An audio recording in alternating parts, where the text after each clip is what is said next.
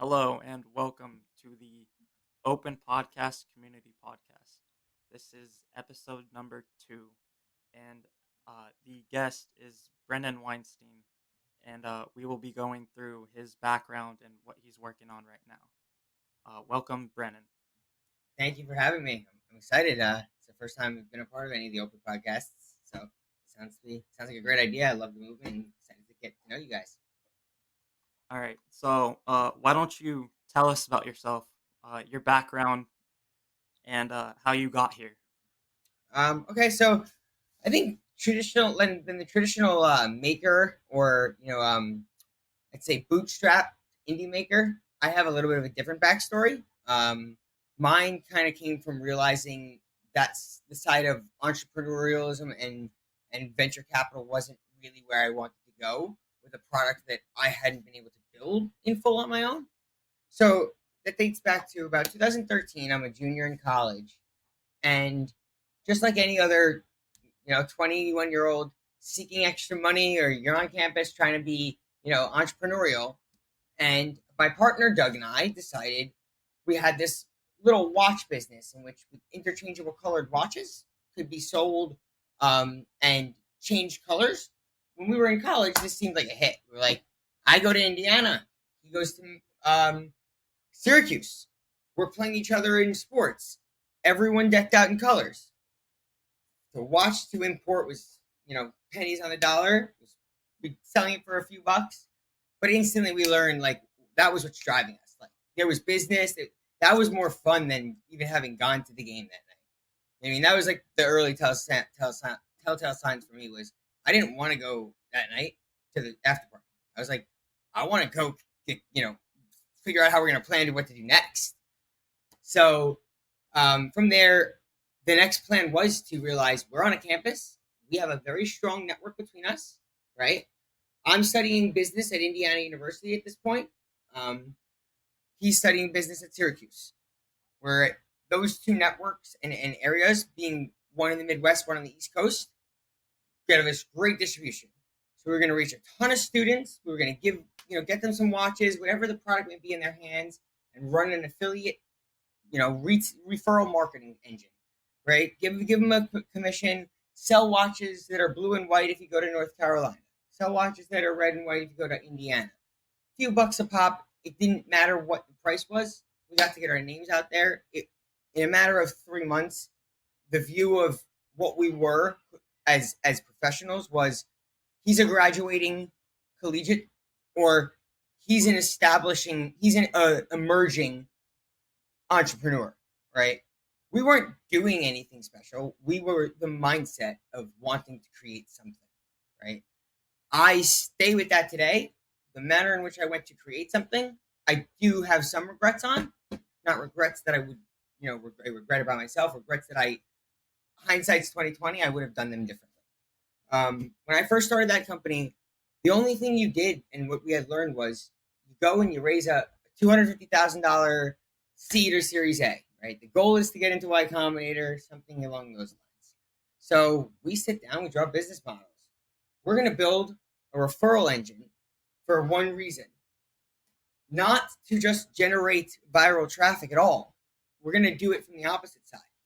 I was a college student with friends and the most connected on their phones, their computers, learning in a learning environment on the computer, that could not manage to create one formal channel of communication for our student ambassadors to sell these watches, communicate with us, and submit work that we wanted them to do, right? It was like, it seemed illogical to us. I know that these enterprise level organizations can, but who's doing that for $2 items, right? And who's set that up yet? You couldn't shop and buy something on Wix without a business account yet, right? Or Shopify. So we were like, you know what we're going to do? We think that this can't be the only audience and the only demographic that's suffering from this. Those who kind of want to sell something little. How many people can't find a platform to communicate with, and only with those that are on collegiate campuses across the nation? Very, very few can, right? Most things are built directly through the LMS, the learning management tool. Right. What year was this to be? This was in 2013. Okay. So I was, yes, 2011. I graduated high school, so I'm 27 years old. At that time I was 20. I was, yes, I was 21 by the time that I had finished up, like, all of the building out of the business plans and everything. I remember celebrating that birthday. I do.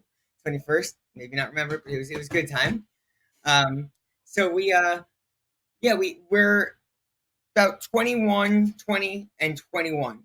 Our third co-founder at this point, and we're deciding on whether or not we think that model we just built is really actually relatable to an organization maybe the size of, let's say, Red Bull. Because I think many of you who have been in college or in college, you've seen those little Red Bull trucks driving around giving away free Red Bull, right? Or a stand outside of a campus hall giving T-shirts. Maybe the Economist, maybe Barnes and Noble, maybe Sperry. Those are three of our large clients during the times. Um, we were fine with that, right? And we were fine with that because our job was being accomplished. Now that we knew we had one communication channel, the businesses were able to create a profile that they wanted to offer opportunities to students on a certain campus. Students would be able to register for a profile like a LinkedIn, find those matching jobs to them on their campus, get paid to do short little gigs, and manage it all in the same way they were managing their current coursework. Learning management tool. We were the first integration with Blackboard, so that through their Blackboard LMS account, you could see your outside of coursework, your externship work you had to go accomplish. Learning development, career development, as well as the the schools began to get relations with employer brands they didn't have before because they were there to market, and now they were interested in the student. So, taught me a lot about the different sides of the marketplace, really. But the thing that I could no longer handle in being there was I did not know how to code. I was not coding and I was not writing this. I mean, the core product that we were going to be thriving on, right? We're 6 months into a full public launch. I'm still managing a team of developers in the United States and overseas. The overseas, not outsourced, but support team, right? And I go to sit down for what they tell me is, now I understand, a product sprint. We're gonna do a design sprint. My first reaction was to yell at my partner, Doug, can you get Greg? We need our designer, right? Little do I know, I'm like, that's how you run as a product manager, a sprint. Releasing features. It's called a design sprint. So they sat me down. I'm sitting there going, I can't not have a say in what I'm building, and I can't have to convince someone else to want to build what I want them to build when I'm still giving them the money to build it. It became a frustrating factor beyond not being able to build it, but feeling like I was the only reason that was true. I was telling myself I couldn't, telling myself, you don't know how to code like they can. You're never going to be as good as them. He's a professional at that. Why don't you just let them do that? That's their job.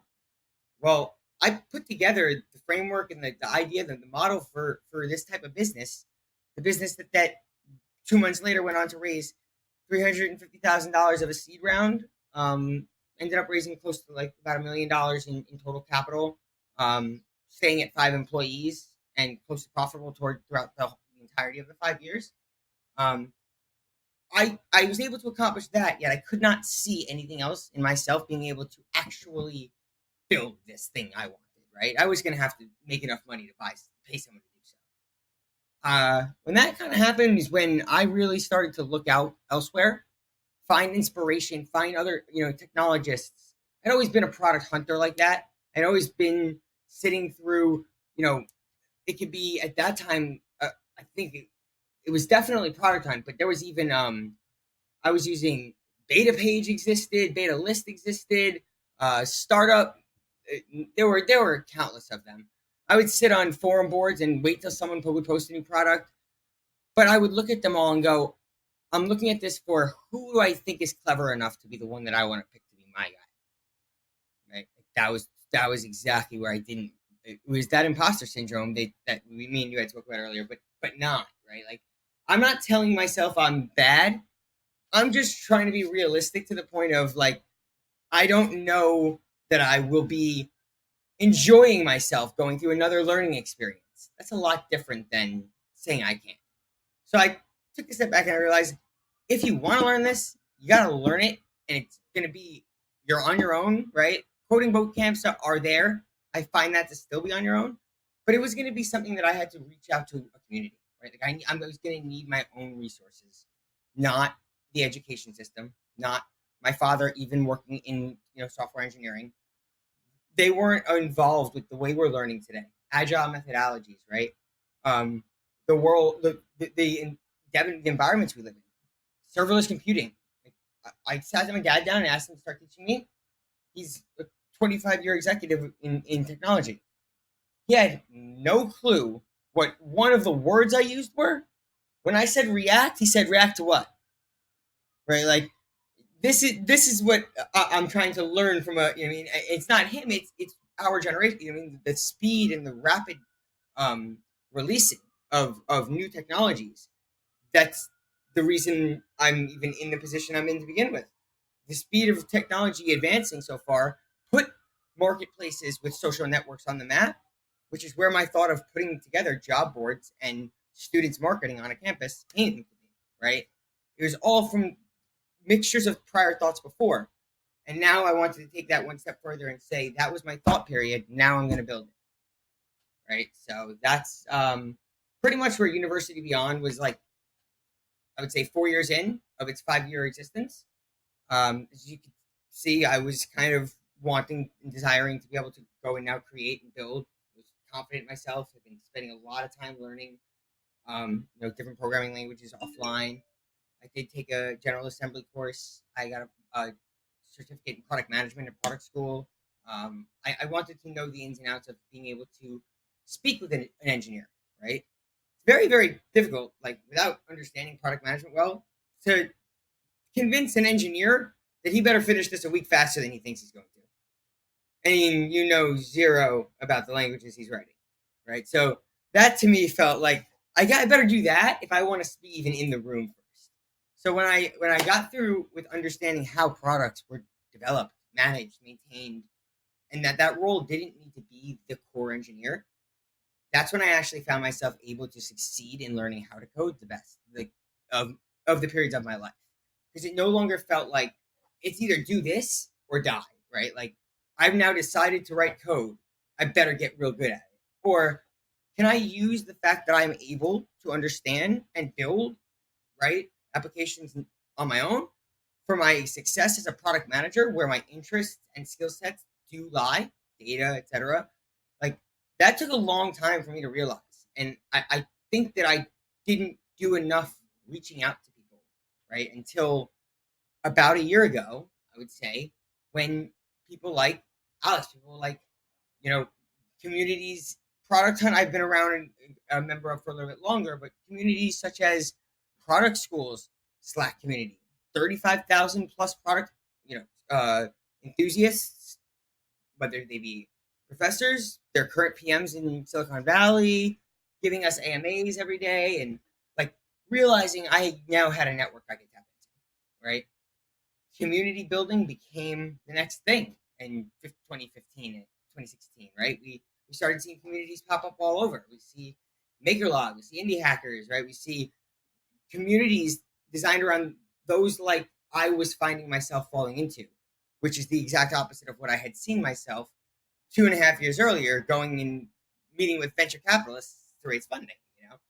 So as I said, I went through a little bit, of curvy path to try to find out that at the end of the day, I really just wanted to build something, which was the same thing that I started with.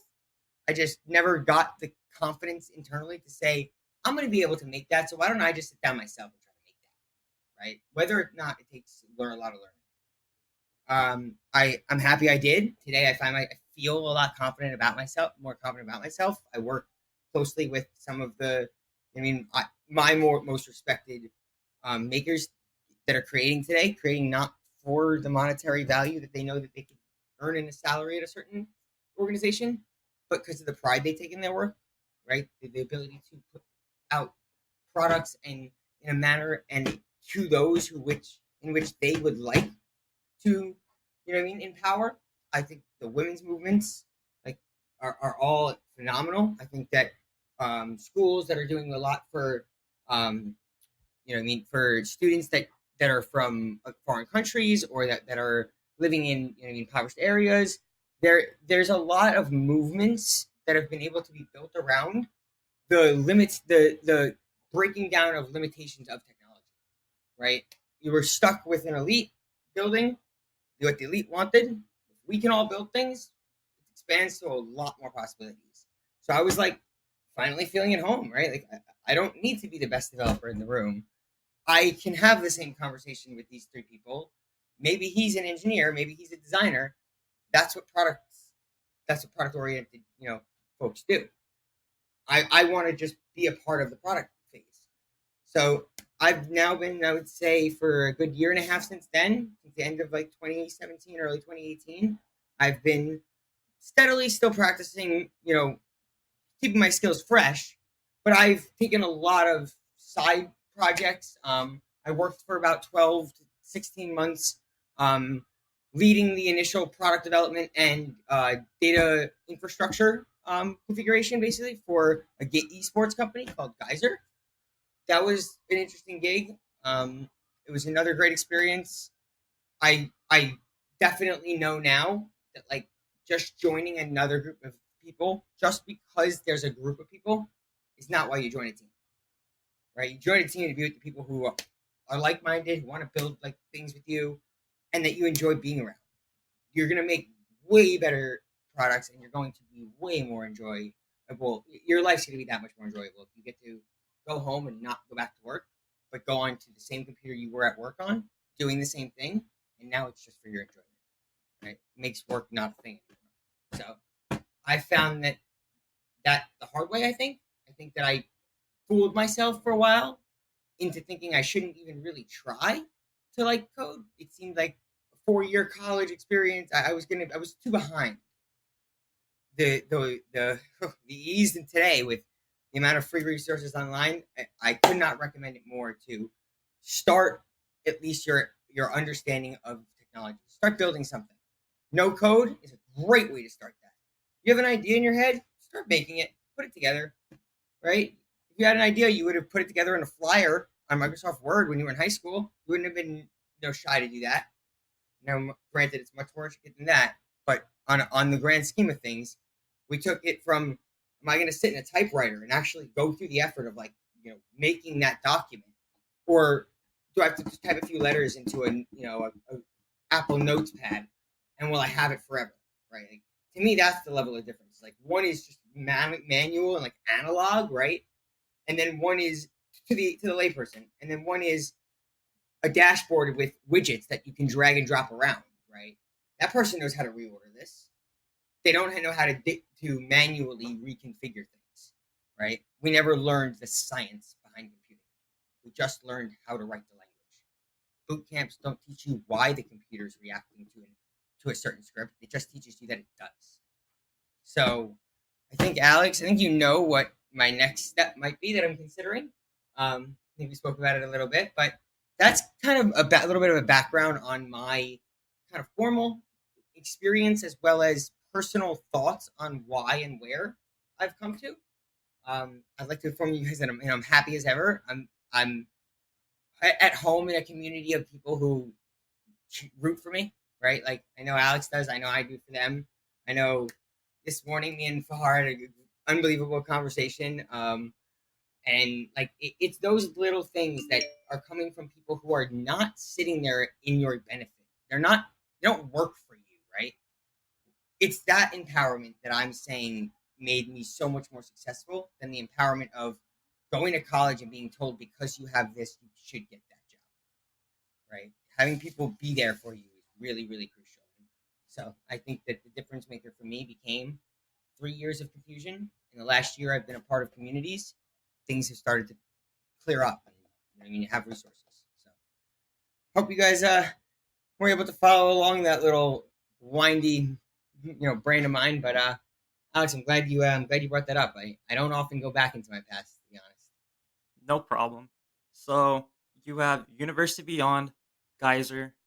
What are you working on now? I'm actually working on a couple things. So, the parent company in which I've owned University Beyond, like my shares protected wise, while I was working on side gigs. It's Insight Venture Group.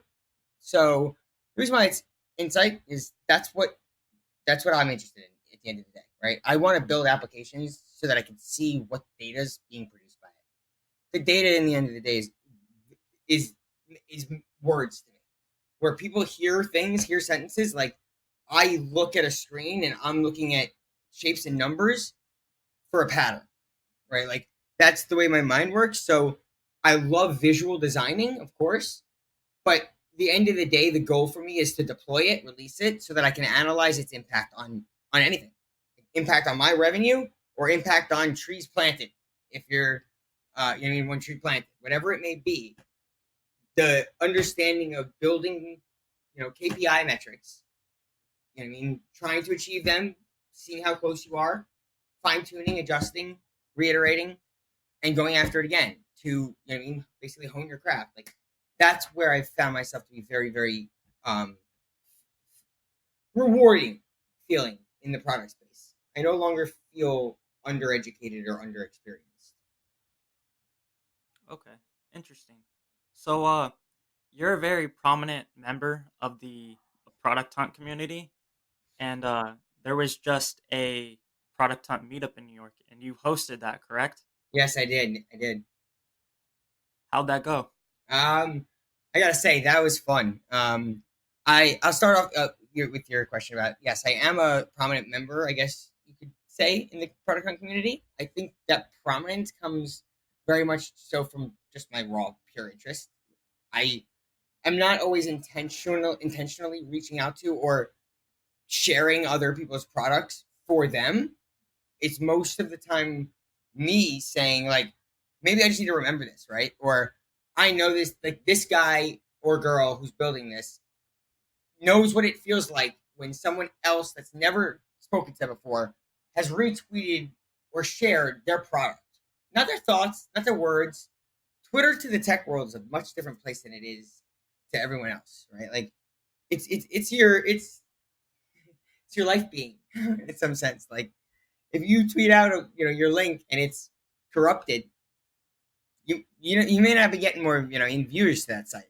So like when I know when you put something out and you have random unnetworked, right, people that are not even connected to others of yours finding your product, it means you've obviously started doing something correct, right? You're getting a sense of virality on its own. That's what I loved about the product community. When I started out in there, I didn't really know anyone, right? To me, it was just an endless array of everything I didn't know was made over the past X amount of years. And then when you get into a point where you've now seen all that exists and you're building new tools, I always ask this question. If you're a product manager and you're building a social platform, right? Whether it be funded or not, someone like a Facebook releases, let's date back 10, 15, 12, whatever, 12 years it was, the open graph. Do you think if you were not paying attention as a product or like designer, product analyst, product evangelist, product discovery manager, like that graph was going to lay all the groundwork for relationship, right? The sentiment of that, how to 1, 2, 3, 4 plus people are connected, right? That's the entirety of a social network. It's built on a map. It's mathematical, right? When we search directory searching for other users that might have had the same first letter name, we weren't getting anywhere, right? Like that's why that whole social didn't feel fun. Social feels fun today because any of us can create anything, invite each other in, and we're still keeping our communities of users, but by showing each other what we've made. Not, hey, Mark Zuckerberg made this thing called Facebook. You want to join me in Messenger on it? It's a lot different than saying, you know, I just made such like you can name any application you want to, or you can shout out any of the makers. Let's say Mode's a good one, right? Or Danielle and James. I love Leave Me Alone. Like for me to be able to say for like people I know have made that effort and that progress in putting that application out. I don't necessarily take pride in it, but I certainly feel a devotion to not leaving that product, right? That's the community that I'm talking about. Like that's not buying and a like cult like. That's support. That's exactly what you look for in a community of like minded individuals, right? So I think that's really what broke me out of my shell to realize like go for it, be yourself, go work in communities, go reach out to the product hunt users, right? Start talking to some of them. Just tweet at them, right? Who cares if they don't answer you, right? You're just all you're doing is stating your opinion that you like the thing, or if you're smart about what you had said or intelligent in your field, people are going to pick up on that. You know what I mean? If I follow you, Alex, and someone retweets you that's I find to be brilliant, right? I'm now looking at you and both of you in another light. So I think that Twitter, like and capturing the social wins you can from there, um, getting yourself seen but not advertising yourself, gets it becomes tricky. You know what I mean? But I like to take it from a different angle, which I'm going to touch on later. Instead of selling a support angle, I think it allows for just as much growth and learning, but a way stronger network. And I'll touch on that in a few moments. I just wanted to also like take a few minutes to thank everyone that was involved with the project meetup with me. I know Eric is running from Bubble. They provided the space. He was great help. And we had a sponsor, public.com, giving away free $20 worth of stock to everyone. That was really nice of you guys. And um, Al from Coda has been a super, super, super helpful resource as well. If any of you are out there from New York, we have a Product Hunt New York meetup, event series that we're going to be continuing to go on with. And I'll definitely after this have Alex shoot out a link to that. If any of you guys are interested in seeing and following along on our future events. All right. Is that it? Did I miss anything? I don't think you missed anything. I was gonna elaborate a little bit on actually how the event went. It was really cool. I don't know. Are you guys on your stack? Like, are you on? I just signed up yesterday actually. It's. What are your thoughts? How about that? Um, I think it's a little bare, but they're gonna release more features. Yeah, I can see the bear statement. I think that it makes sense to a lot of people now why like you were able to see that it's going to exist but not see it yet is that it was probably more bare, right? Some of us did see that, but it's going to take all of the networking effect of what we're doing in these next few weeks that actually builds that out, right? If it's not mapped yet that you and I like enough similar products, how is it going to recommend me the right tool, right? So I think that those experiences will grow and will become part of, innately part of the application, the way any social platform does.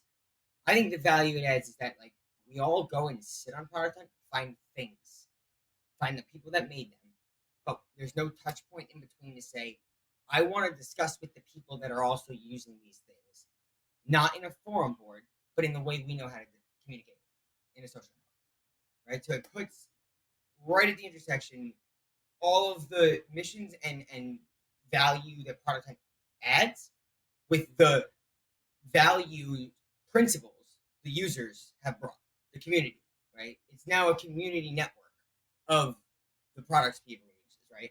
I hope it doesn't detract from the whole core business, but to me it's fun. Like I was addicted to it the first few days. I'm like, all right, yeah, I use that one too. And then I find myself like, I'm like, wow, I gotta stop paying for some of these things because I use way too many applications. Like, but yeah, I find it to be one of those addicting things. The way like upvoting became for me, right? Like I'm like, oh, love that one, love that one. So I find it to be fun, but I see what you're saying with the bear. It's not many things you have to do. Yeah, I feel like it's an extension of Product Hunt because it's like these are the products that people are releasing, and these are people's favorites products that they show on your stack. Right. I think that if you leverage it in a sense like that doesn't compete with each other, but turns one more into the directory and one more into like let's do it this way. IMDb is a review engine, right? With a directory of everyone that's related to any of those movies. That directory can be very powerful if placed behind Netflix, right? Now you see how like when you're on Netflix and you scroll over and or you pause a movie and you can see who it is that actor is and see how the other movies he's in. Mm. That that was later on than what we used to have to go to IMDb for, right? So I can see a way in which growing down the road, like Product Hunt is that place for categorical, right? Like organized, methodical searching for products versus the networking effect of that products have, right? Like I know firsthand going through with some clients of mine a product launch on Product Hunt and killing it, right? And then you think you're off to the races. And 2 weeks later, the only guy that's off to the races is the guy who's launching on Product Hunt today, right? How are you keeping that demand? How are you keeping that communication going? Right? You're just leveraging a big launch and hoping it hit that one time, or are you building a community of people who you can get to become advocates of your product every day? Right. That's where I see your stack growing into versus Product Hunt staying just the hunting, you know what I mean, and releasing of your products. The next step is how we're gonna all communicate and discuss about Right. It's a continuing conversation of the product. it. Which I think that's the community. They're a community, right? Like I don't think building, like revenue first products is the move. You know what I mean? There, I think making sure you have things like your stack where people can leave the money side where you see a sponsored post and go into just where their friends are, right? That's it makes it feel safe. Yeah, definitely.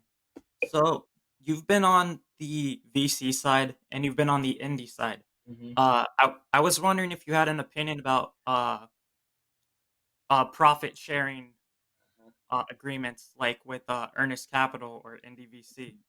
I definitely do. I'm really glad you brought this up. Uh, so that's the reason. This topic is the reason why in many of my actual professional profiles, I have to, and I am often asked about my fundraising experience. Having raised half $1 million up to $1 million over 2 rounds of funding, it doesn't go to you, so that's a myth. That's a lie. You don't see a dollar. But it's given me an avenue that everyone comes down to when they want to talk to me, right? I saw you guys raised. Like that's that was the stigma. I didn't want to be told, and I'm gonna keep names out. I'm gonna leave an example, but it took 2 days into having a term sheet to realize exactly why this wasn't gonna work. I'll tell you, you know what I mean? Like spending $11,000 of the $300,000 they give you to purchase their SEO tools that are worse than the product I use and is strictly a Gecko board account for $49 is a justification of them saying they want to harness your data to do what they want to do with it, correct or not? Yeah. There's no way they're not going to give the data guy they're investing the right to use that, but instead charge him to not do it, right? It's the same negative. That leads to so many other frustrations I can get into that are we have your money and now you've started to grow because you knew you had the money. You're a sucker for the money, right? Like Earnest Cap, to be honest, I think I mean I know NDVC does too, but Earnest Cap to me has one of the strongest models in the sense that I read and I was speaking with a few of them that you, regardless of the amount you raise and they're willing to back you with, you're not given all of it, right? Like we don't know when we go into a room and they say I want to raise 10 million, and then that big VC says how quickly can you scale if we give you 100, right? Be that kid in the room. You say no to $100 million, like almost never, right? But we're coming to an age where we're a period where we're realizing that, like, yeah, I'm gonna say no to that because I can make 100 in 2 years, 3 years if I grow the right way. If I make 100 this year, I'm gonna lose 300 next year, right? Like, there's no way I could scale it 100 times as fast as I ever was and succeed. There's no bandwidth. So for me, it's not about which is the better business at all, right? Like you said, you were in the VC space, you were in the like income share space. I wasn't in the space. I've dealt with going through and trying to work with and raise money from both sides. Mhm. And I walk in and it's funny, you think it should be an insult when they're like, no, I'll give you like 50 grand and we'll renew again. Like we'll revisit it again in 6 weeks. You're like, 50 grand. Like they want to raise they want to give us $4 million. Like And then you realize they're doing that because they're going to help guide your growth of spend, right? With too much money in your hands, you have too much ability to spend it incorrectly. So I think the way that they build and model themselves as, well, if we're wrong and we don't give you enough to spend, we won't take a percentage of the revenue because you didn't generate any. They lose. It's the only way to directly tie the incentive of the guy with more money to the guy with no money who's building, right? It's an unfair paradigm where the rich are going to definitely get richer, but the poor are now the capable of getting, less and less. So it's like you're not even giving those who have done and proven it the chance. I don't think that that's healthy. I think we will see a shift in it. I don't think it's heading this way forever. I think these funds are going to realize, not just on an ethical standpoint, on their own internal financial standpoint, like this doesn't work. You know what I mean? It worked for a while when we could see hypergrowth companies like Facebook go from a $10 million valuation to a $100 billion company publicly traded, and then grow that 10 times more in the next 5 years. That wasn't around. You didn't have that much potential that you needed to be the seed fund in the seed round of Uber, because if you hit it once, like, your whole family's set for life, right? Like that's at an any cost thing. I don't think that's where we'll be forever, but I don't think all income shares are going to be the way to go. You still need traditional banking, right? You still need lines of credit. You still need working capital. But when it comes to that stage of maker, builder, creator, this is a beautiful thing to be happening where there are intelligent enough and genuine enough people like Tyler and Ben and Ernest Cap who don't want to screw you. They don't want to give you too much money that hurts you. They want to together make a business with you. That's the most fun thing in the world, when you together sit down and make a profitable business that works. Like the end of a night of a sprint, when you finish and release, and you're like, "Yo," and that is awesome. Like I love our new features. Like that is nothing I better feeling. Doing it alone because the VC told you had to meet a deadline makes you start to hate what you do. So that was my view. I don't think that they're bad for the industry. Like we need that kind of level of money. AI would be nowhere without hundreds of millions of dollars of investments, right? Machine learning, nowhere. So don't take VC as like everybody. It's not the right thing for the first time maker who needs a little bit of marketing cap. Not be told, wow, that idea is even better than I thought. Here's 10 times as much as that, go higher. We're nowhere near ready for any of that. You know what I mean? Like, I wasn't ready. I went through an accelerator first, a 3.5 month accelerator, Dream It Ventures. We still were barely ready, right? And that was designed to make you ready. That's also another reason we didn't take $5 million. $300,000 was going to make sure we didn't sell too far of our company, right? It was a seed round. It felt normal. The average round at that stage for our size company was $1.2 million. We took a quarter of it, right? That was a perfect deal for us. We needed some money. We needed salaries and some left over, but we didn't just get rich. And now whatever doesn't work, we have a couple million in it. That would have been like, it wouldn't have been accomplishment at all. I wouldn't have felt accomplishment. I mean, it wouldn't have succeeded. So that's the way I feel about the VC. Space like that. I think it's just more ethical and it's better for a certain audience. It's not better for Okay, interesting.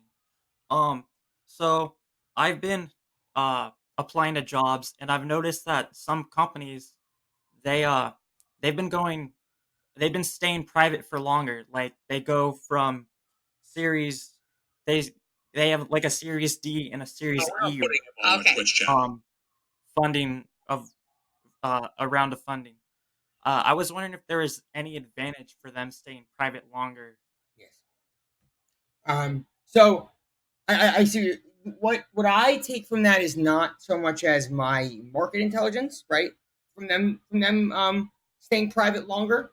Staying private longer certainly allows them to not have to beat revenue expectations in order to release an earnings call that's going to see them not dip under it like in the after hours.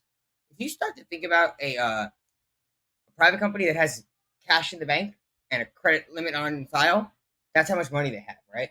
That's how much money they're worth. A public company that was expected to grow by 12% because they've been growing by 12% per month, which is never going to happen, right? Is now growing by 6%. The stock market's built, the price is already built in, accounting for future earnings potential. So if your future earnings potential was 12%, but you still grew by 6%, you're telling me that you now lost your capital to go build that other 6%. You see what I'm saying? Like, if your stock drops, you lose money. So if you were supposed to grow by 10% and you grew by 5, your stock will drop, even though you grew by 5%, right? Because it wasn't as good as everyone was betting on at this point, right? Now you've disappointed. They want to take their money out, and you've already lost the money. So if you're not at a stage where your institutional investors have owned enough of the company, right? They're not going to be an Uber like company where the second and the day possible for all of your executives to sell their shares, right? Um, the barrier to sale is over. Dumping of your shares, right? Does that state any confidence to an investor or a person that you should want to be in that company for the long haul, or that they feel like they probably got the most out of it already? Right? Like that's the way I see that. So I think that if you could stay private long enough, why go public? You're never going to hit 500 shareholders. Like, I don't know if many people know that actually. Like, if the second you even accidentally cross the 500 shareholder mark, you have to become a public company. So if you don't need to be raising money from that many people, people, and you don't need to grow at that billions of capitalization rate, I don't think you need to go public, right? I don't think you need. I use Slack as a good example. Like, Slack to me was like, I loved it. Everything, everyone I knew loved it. There were obviously its flaws. It's quirky. It's buggy. But when it goes public, right? It's now not just that fun, engaging, chat tool we use in our offices and through boot camp courses. It's the product that generates how much revenue and how much do they spend, right? What's their rev run rate? Like, that's not what I wanted to be talking about yet. It's about Slack, right? Like, I'm still seeing innovation there. What it becomes, not already talking about whether or not they should have ever went public and is it a bad investment? Should they get acquired? Like, acquired already. We were just tapping into we were just getting there. That's the damage I see in companies going public too early. Is that if they're not going to succeed, we never saw their true potential. Okay, interesting take. Um, is there anything else you want to mention, or Yeah, sure. I actually had a couple things I wanted to mention. First of all, congratulations this week to all of the the Golden Kitty winners, and Fahar for a runner up. I think he was the only runner up winner that got his own design, but that still works. Um, I'm still waiting on my Fahar. But I think that I want to really congratulate too, like, all of Alex, all of Open Podcasts for coming together and, like, deciding to discuss the fact that not everyone here knew how to run a podcast, right? And that we're all interested in doing it, but we need some help. And that's what I touched on earlier in this conversation, and I'd like to finish on, is that this community, I try to jump into many different ones. I'm happy I joined this one. I would like to start podcasting a bit. I mean, I know that there's several people I would love to speak to. Get their insights. I think it's really awesome. We have a place to go to like schedule and ask questions about what we should talk about. Therefore, I didn't feel nervous coming into this, and I haven't done a podcast or a live stream in well over a year. I didn't feel nervous because I'm not looking at who's looking at me, but we speak enough together about the false, like, the false, conceptions we're giving ourselves about being scared of something, when we know each other and we know what we're capable of, right? To anyone out there, I have not been on a live stream in a year and a half, right? We had technical difficulties for 30 minutes before trying to get this going.